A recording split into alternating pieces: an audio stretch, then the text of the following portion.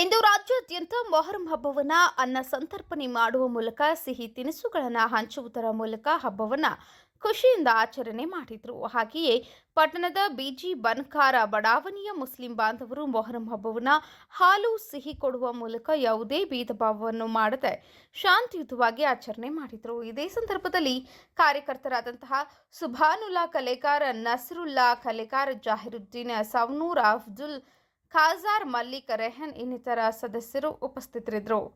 News report Rajkumar SH, ಸಮೃದ್ಧ Karnataka news, Hirekerur. ಇವತ್ತಿನ ದಿವಸ ನಾವು ಮೊಹರಂ ಹಬ್ಬವನ್ನು ಆಚರಿಸ್ತಾ ಇದ್ದೀವಿ.